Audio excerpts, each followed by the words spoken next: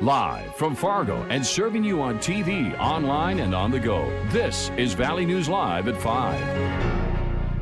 Hundreds of people took part in a peaceful march in Fargo today to commemorate Juneteenth, but organizers say they're upset the mayor declared an emergency and closed City Hall. Mayor Tim Mahoney made the emergency declaration yesterday ahead of the One Fargo and Black Lives Matter event at Fargo's Island Park. They were marching from this park to City Hall and back. The mayor showed up to make a proclamation for Juneteenth, which is the commemoration of the ending of slavery in the United States on this day in 1865. But Mayor Mahoney was booed off the stage. We would have had many more people here if not for a piece of crap declaration that attempted to silence our voice today. Well, let's commit. If there's some things we think we need in the community, let's commit. There's another march scheduled for tomorrow at 10 a.m. At Johnson American Legion soccer fields near NDSU. We'll have more on today's events on Valley News Live at 6. Today's annual Juneteenth events commemorating the end of slavery are taking on special meeting with marches and rallies across the country, including in Washington, D.C. Alice Barr is there with the latest. No justice! No peace! In a time of racial reckoning in America, Juneteenth is taking on powerful new meaning, driving demonstrators into the streets in cities from coast to coast, including here in the nation's capital. I always fantasize on Juneteenth being looked at like July 4th, Independence Day for the people actually it means independence for. And it seems like it has actually come to pass this year. The annual holiday celebrates the day the last slaves in this country learned they were free, 2.5 years after the Emancipation Proclamation. That justice delayed, echoing so much of what protesters are still fighting against today. And right now, many of us feel like we're still not free. And it's justice denied and justice delayed. The deaths of George Floyd, Breonna Taylor, and Rayshard Brooks at the hands of police have roiled the nation, with the past 3 weeks of demonstrations demanding a hard look at the past 400 years of black life in America. We've hid from the truth of our history of racial inequality. Our students don't learn about lynching, and so that truth-telling has to begin. As advocates renew a push to name Juneteenth a federal holiday, President Trump issued his yearly proclamation honoring the day. Just yesterday, he claimed nobody had ever heard of it, and that he made Juneteenth famous when he set this day for a campaign rally. A plan changed because of a fierce outcry. No peace! Demonstrators now calling on all Americans to use this day to face the past so we can understand the present and chart a more just future. On Capitol Hill, there are multiple bills in the works trying to make Juneteenth a national holiday. Already this year, dozens of high-profile companies made it a holiday for their employees. We've got a pretty nice day on our hands, pretty nice Friday, but the weekend could get a little stormy for some of us. First, let's find out about this evening.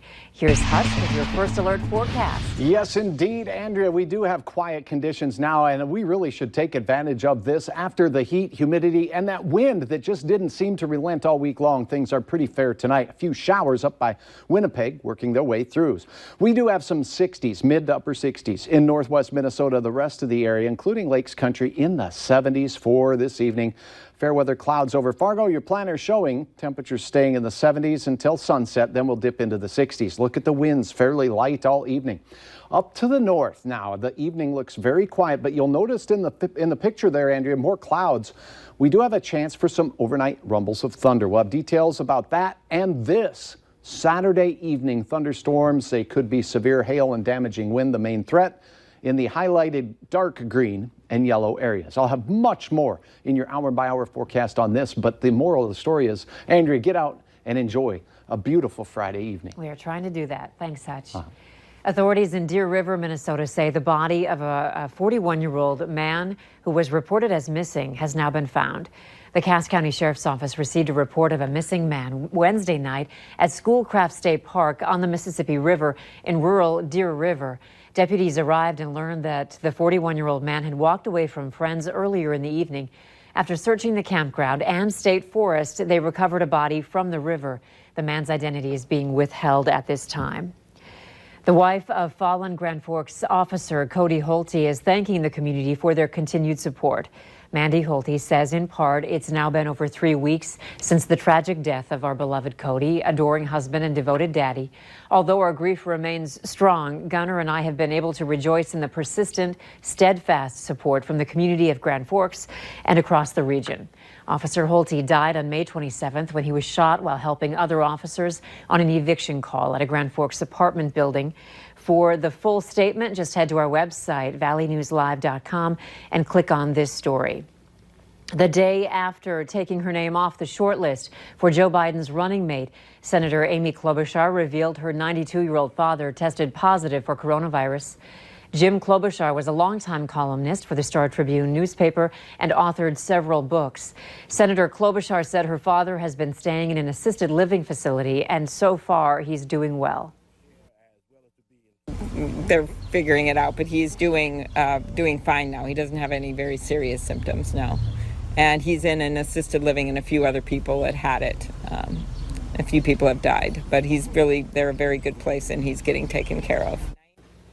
On Thursday night, Senator Klobuchar announced she's withdrawing from consideration to be Biden's vice president. She said she encouraged Biden to put a woman of color on that ticket to seize this historic moment for our country. State health officials are confirming 33 new cases of COVID-19 and another death in North Dakota. This brings the death toll in the state to 76. The newest death was a woman in her 90s from Cass County with underlying health conditions. The state is reporting 33 new cases, bringing the active cases to 310. Over 2,800 people are listed as recovered. In Minnesota, the state health department is reporting 362 cases of COVID-19, along with 17 additional deaths. This brings the death toll in Minnesota to 1,361. Of those deaths, 1,077 happened in a long-term care facility. 362 new cases are reported, bringing the active case count to 2,961. Over 2,700 people are listed as recovered. The global lockdown due to the coronavirus pandemic has precipitated a massive uptick in cocaine trafficking and consequently a big increase in seaborne and dockside seizures. Belgian customs officers are working alongside DEA and ICE officials to detect and intercept cocaine. So far this year, they've seized 20 tons of cocaine in Antwerp port alone. NBC's Willem Marks reports from Antwerp, Belgium. Coronavirus may have devastated most global businesses, but officials hunting drugs have seen a boom. Specifically on the flow of cocaine into Antwerp and other ports by way of containerized cargo, we have not seen a decline. Scott Albrecht is the DEA's most senior agent in Belgium. He and Jeff Derin, the Department of Homeland Security's top investigator here, work closely with local counterparts for a reason. For every load that makes it into the lucrative cocaine market of Europe, it just strengthens those groups in South America that can send their cocaine to the United States. As head of Belgium's customs force, Christian van der Waarden is trying to contain this cocaine cascade that's spiking alongside the pandemic. What we have this year until now even exceed the seizures what we had last year, and last year has been a top year in relation to seizures. Since January 1st, some 22 tons of coke's been seized in Antwerp alone, thanks to X-ray technology designed to spot concealed illicit cargo that scans dozens of trucks each day. I think maritime was one of the few transportation sectors that was allowed to remain operating almost unabated. This transatlantic collaboration has been effective, not only for the cops, but for the criminals too. In South American seaports, drugs are often hidden inside commercial containers, say the DEA, then shipped to Antwerp and distributed to other big cities across the continent. This port's size and geography makes it near impossible to police. Over the past several years, international authorities have witnessed a surge in cocaine shipments and seizures destined for this Belgian city. As coronavirus restrictions loosen, U.S. officials say even larger drug stockpiles could soon be shipping out. The Minnesota Twins today removed a statue of former owner Calvin Griffith over racist comments he made in 1978. The Twins say they originally put the statue of Griffith in the ballpark because he was responsible for getting the franchise to Minnesota in 1961.